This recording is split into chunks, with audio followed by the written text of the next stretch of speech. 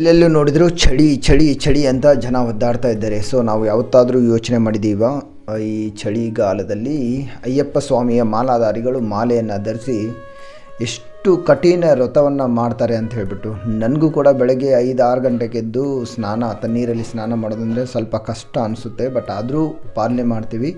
But ಯೋಚನೆ ಮಾಡಿ, ಈ ಇಷ್ಟೊಂದು ಚಳಿಯಲ್ಲಿ ಬೆಳಗ್ಗೆ 3 ಗಂಟೆಗೆ ಎದ್ದು ಸನ್ನಿಧಿಯನ್ನೆಲ್ಲ ಕ್ಲೀನ್ ಮಾಡಿ ತಣ್ಣೀರಿನಲ್ಲಿ ಮೈ ಕೊರೆಯುವಂಥ ಚಳಿಯಲ್ಲಿ ತಣ್ಣೀರಿನಲ್ಲಿ ಸ್ನಾನ ಮಾಡಿ 4 ಗಂಟೆಗೆ ಪೂಜೆ ಶುರು ಆದರೆ 4ರಿಂದ 6 ಗಂಟೆವರೆಗೂ 2 ಗಂಟೆಗಳ ಕಾಲ ದೀರ್ಘವಾದ ಅಯ್ಯಪ್ಪನ ಆರಾಧನೆ ಮಾಡಿ ವ್ರತವನ್ನು ಪಾಲಿಸ್ತಾರೆ. ಸೊ ಎಲ್ಲ ವ್ರತಗಳಲ್ಲೂ ಅತಿ ಕಠಿಣವಾದ ವ್ರತ ಅಯ್ಯಪ್ಪ ಸ್ವಾಮಿಯ ವ್ರತ.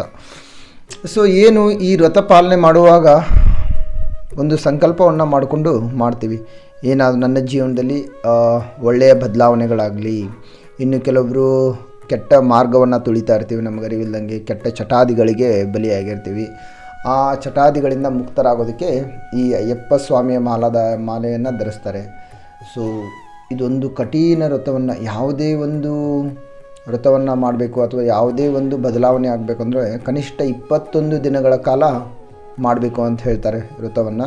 ಹಾಗೆ ಈ ಅಯ್ಯಪ್ಪ ಸ್ವಾಮಿ ಮಾಲಾಧಾರಿಗಳು 48 ದಿನಗಳ ಕಾಲ ದೀರ್ಘವಾದ ಈ ಕಠಿಣ ವ್ರತವನ್ನು ಪಾಲಿಸ್ತೀವಿ. ಇದರಲ್ಲಿ ಅತಿ ಮುಖ್ಯವಾದದ್ದು ಬ್ರಹ್ಮಚರ್ಯ ಪಾಲನೆ.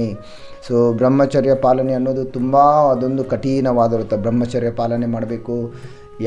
ಪ್ರತಿಯೊಂದು ಅಣುವಿನಲ್ಲೂ ಬ್ರಹ್ಮಾಂಡದಲ್ಲಿ ಏನೇನು ಕಾಣಿಸುತ್ತಲ್ಲ ಎಲ್ಲ ಸಕಲ ಜೀವರಾಶಿಗಳಲ್ಲೂ ಅಯ್ಯಪ್ಪನ ಅನುಭೂತಿಯನ್ನು ಪಡೆಯೋದು, ದೇವರ ಅನುಭೂತಿಯನ್ನು, ದೇವರೇ ದೇವರೇ ದೇವರೇ ಇದು ದೇವರು ಅಯ್ಯಪ್ಪ ಎಲ್ಲವೂ ಅಯ್ಯಪ್ಪನೇ ಅಂತ ಹೇಳ್ತಾ ಹೋದಾಗ ಮನಸ್ಸು ಇಷ್ಟು ಶಾಂತ ರೀತಿಯಿಂದ, ಈಗೇನು ಹೇಳಿ ಕಲಿಯುಗದಲ್ಲಿ ಸುಮಾರು ಜನರಿಗೆ ಎಲ್ಲ ಇದೆ, ಕೋಟ್ಯಾಂತರ ಹಣ ಇದೆ, ಓಡಾಡೋಕ್ಕೆ ಕಾರ್ ಇದೆ, ಬೈಕ್ ಇದೆ, ಬಂಗ್ಲೆ ಇದೆ, ಎಲ್ಲವೂ ಕೊರಗ್ತಾ ಇರ್ತೀವಿ. ಸೊ ಯಾಕೆ ಈ ಅಯ್ಯಪ್ಪ ಸ್ವಾಮಿ ಮಾಲಾಧಾರಿಗಳಿಗೆ ಎಲ್ಲ ಕಷ್ಟ ನಿವಾರಣೆ ಆಗುತ್ತೆ ಅಂತಂದರೆ, ಒಂದು ಸಾರಿ ಅಯ್ಯಪ್ಪ ಹಾಗೂ ಶನಿದೇವ ಎದುರಿಗೆ ಬರ್ತಾನೆ.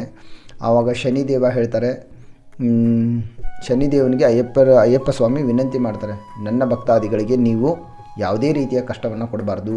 ಯಾಕಂದರೆ ನೀವು ಯಾರ ಮೇಲಾದರೂ ಶನಿ ದೃಷ್ಟಿ ಬಿದ್ದರೆ ಕಠೋರ ಸಮಸ್ಯೆಗಳನ್ನು ಅನುಭವಿಸ್ತಾರೆ.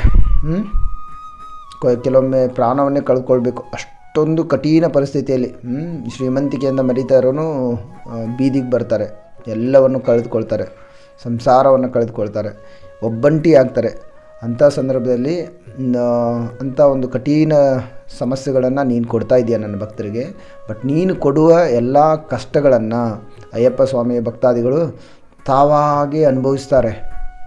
ಓಕೆ, ನಾವೆಲ್ಲ ಕಪ್ಪು ಬಟ್ಟೆ ಹಾಕ್ತೀವಿ ಅಯ್ಯಪ್ಪ ಸ್ವಾಮಿಗೆ. ಕಪ್ಪು ಬಟ್ಟೆ ಯಾಕೆ ಹಾಕ್ತೀವಿ ಅಂತಂದರೆ ಅದು ಶನಿಯ ಇಷ್ಟವಾದ ಬಣ್ಣ. ಸೊ ಅಯ್ಯಪ್ಪ ಸ್ವಾಮಿ ಹೇಳ್ತಾರೆ, ಶನಿದೇವ ನಿನಗೆ ಇಷ್ಟವಾದ ಬಣ್ಣದ ಬಟ್ಟೆಯನ್ನು ಧರಿಸಿ ಬರಿಗಾಲಲ್ಲಿ ಕೊರೆಯುವ ಚಳಿಯಲ್ಲಿ ಎಲ್ಲವನ್ನು ತ್ಯಾಗ ಮಾಡಿ, ಸಂಸಾರವನ್ನು ತ್ಯಾಗ ಮಾಡಿ, ಎಲ್ಲ ಸುಖ ವೈಭೋಗಗಳನ್ನು ತ್ಯಾಗ ಮಾಡಿ ಭಿಕ್ಷುಕನಿಗಿಂತ ಕಡಿಯಾಗಿ ಎಲ್ಲ ಸಮಸ್ಯೆಗಳನ್ನು ಅನುಭವಿಸ್ತಾರೆ.